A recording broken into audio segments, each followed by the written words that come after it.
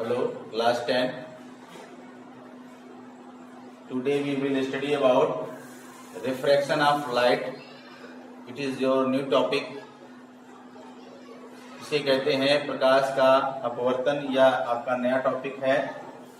प्रकाश का अपवर्तन का मतलब ये होता है कि यदि कोई प्रकाश की किरण किसी एक माध्यम से दूसरे माध्यम में प्रवेश करती है तो जिस माध्यम से प्रवेश करती है दूसरे माध्यम में जब जाती है तो उसकी दिशा बदल जाती है। कहने का मतलब ये है, अगर एक प्रकाश की किरण किसी एक माध्यम से होकर के आ रही है तो दूसरे माध्यम में चली जाती है जब, तो वह अपने मार्ग से विचलित हो जाती है। विचलन का मतलब हट जाती है। जो उसका वास्तविक मार्ग होता है उस मार्ग से वो हट जाती है। अब हम किसी एक माध्यम को हवा मान लें और दूसरे माध्यम को हम कांच मान लें। अगर कोई प्रकाश की किरण हवा में से होकर के आ रही है और वह अब कांच में प्रवेश करने जा रही है, तो कांच में प्रवेश होने के बाद जब वो दूसरे माध्यम में जाएगी, कांच में जब प्रवेश करेगी, तो वह जो उसका वास्तविक मार्ग होगा आने का, वह उस मार्ग से वो विचलित हो जाएगी। अब विचलन, इसी को हम प्रकाश का अपवर्तन कहते हैं।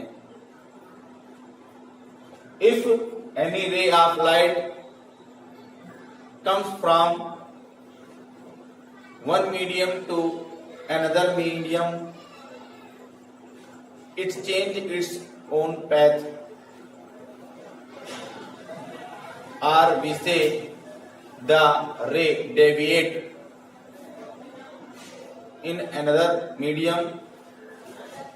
This process is called refraction of light. हवा को हम विरल माध्यम कहते हैं।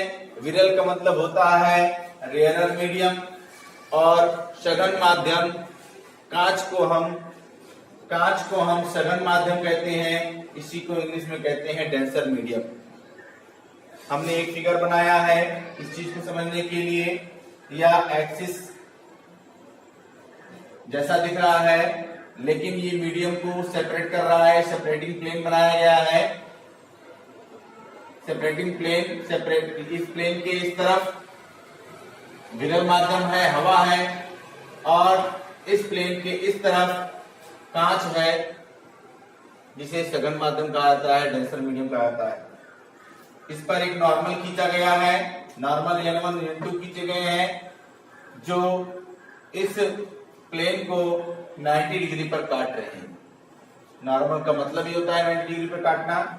अब एक प्रकाश की किरण, जिसे इंसिडेंट रे कहते हैं, हिंदी में आपतित किरण कहते हैं, वह नॉर्मल के इंसिडेंट पॉइंट पर, यहां हम लिख दें आपका O बिंदु लिख दें, O बिंदु पर आकर टकराती है। अब ये रे रेयरर मीडियम से आ रही है। अब ये कांच में प्रवेश करने जा रही है, डेंसर मीडियम में प्रवेश करने जा रही है, तो यह अपने मार्ग से विचलित हो गई। इसका जो एक्चुअल डायरेक्शन है, इसका एक्चुअल डायरेक्शन जो है ये है, बट ये अपने मार्ग से विचलित हो गई है। जिस मार्ग में इसको जाना चाहिए था उस मार्ग से नहीं गई, क्योंकि उसका माध्यम परिवर्तित हो गया। वो रेयरर मीडियम से डेंसर मीडियम में आ रही है, इसलिए वो उसका अपना पैथ था, जो अपना उसका रास्ता था, उस रास्ते से वो विचलित हो गई है। वह थोड़ा सा झुक गई है, किस तरफ? नॉर्मल की तरफ झुक गई है। तो इस प्रकार जब कोई प्रकाश की किरण विरल माध्यम से सघन माध्यम में प्रवेश करती है तो नॉर्मल की तरफ, अभिलंब की तरफ झुक जाती है। यह अपवर्तन का पहला नियम है कि जब कोई प्रकाश किरण विरल माध्यम से सघन माध्यम में प्रवेश कर जाती है तो वह अविलंब की ओर झुक जाती है। अब हमने यहाँ पर दूसरा फिगर बनाया हुआ है। ये सेपरेटिंग प्लेन है, अलग कर रहा है दो मीडियम को। ये ऊपर कांच है, इसको डेंसर मीडियम कहते हैं। नीचे हवा है, जिसको हम रेयर मीडियम या विरल माध्यम कहते हैं। सघन माध्यम और विरल माध्यम दो माध्यम है। अब कोई प्रकाश किरण जो सघन माध्यम से होकर जा रही है, सघन माध्यम से होकर के आ रही है, अब जब ये दूसरे माध्यम विरल माध्यम में जब प्रवेश करती है तो यह अपने मार्ग से विचलित हो जाती है। अब विचलन इसका रियल जो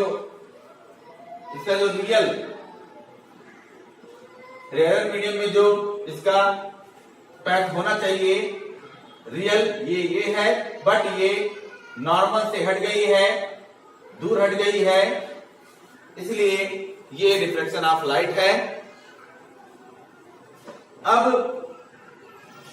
जो इंसिडेंट रे है, इसका जो पैथ जाने का है दूसरे मीडियम में, वो रिफ्रैक्ट हो गया है या अविलंब से दूर हट गई। कहने का मतलब ये है कि जब कोई प्रकाश की किरण सघन माध्यम से विरल माध्यम में प्रवेश करती है तो वह अविलंब से दूर हट जाती है। इसको इंग्लिश में समझिए। When a ray of light comes from rarer medium to denser medium, the ray of light bends to normal.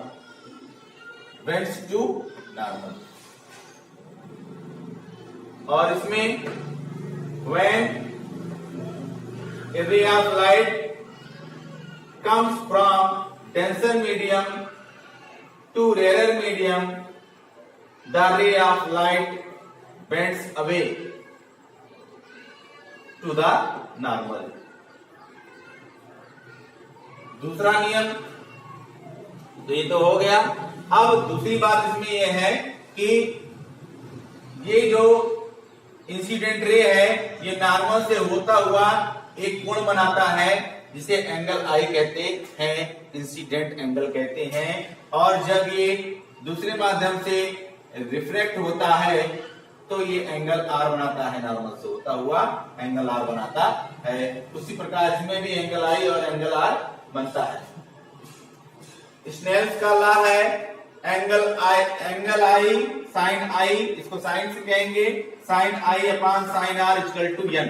N जो है कांस्टेंट है, ये रिफ्रैक्टिव इंडेक्स है, ये रिफ्रैक्टिव इंडेक्स का कांस्टेंट है जिसको एन से लिखते हैं, या अपवर्तनांक है, इसको हिंदी में अपवर्तनांक कहते हैं, जो कि कांस्टेंट है, नियतांक है, अपवर्तनांक है, इसको अंग्रेजी में रिफ्रैक्टिव इंडेक्स कहते हैं। ये अपवर्तनांक है। फार्मूला है sine I upon sine R equal to N. N जहां की एक माध्यम से दूसरे माध्यम का अपवर्तनांक है।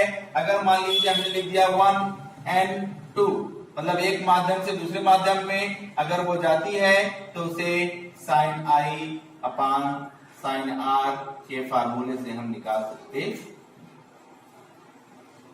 अब वो पहला माध्यम कुछ भी हो सकता है। अगर हम पहला माध्यम इसमें माने एयर लिखा है हमने, तो एयर को हम ए से लिख दें, और दूसरा माध्यम हमने ग्लास माना है तो ANG इक्वल टू हो जाएगा sine I upon sine R. ये स्नेल का लॉ है, स्नेल ने इसको बताया है, इसलिए इसको स्नेल्स लॉ भी कहते हैं। इसे हो गया ये। अगर हम दूसरे माध्यम में होकर जाते हैं, दूसरे माध्यम मतलब ये जो हमने बनाया है डेंसर मीडियम से पहले माध्यम में रेयर मीडियम में जाते हैं, तो ये sine R upon sine I हो जाएगा, sine R upon sine I हो जाएगा, या हम जी एन ए इक्वल टू लिख सकते हैं sine R upon sine I.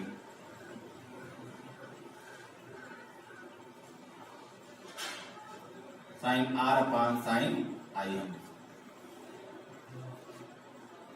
Sine cos tan आपने पढ़ा है, साइन जो है ये कोण को दर्शाने का एक माध्यम है। तो एक माध्यम से दूसरे माध्यम में जाने पर प्रकाश की किरणें विचलित हो जाती हैं, इसी को प्रकाश का अपवर्तन कहते हैं। When ray of light comes from one medium to another medium, it's refracted. This process is called refraction of light. आज के लिए बस इतना ही, आगे कल हम आपको इसमें अगला टॉपिक पढ़ाएंगे।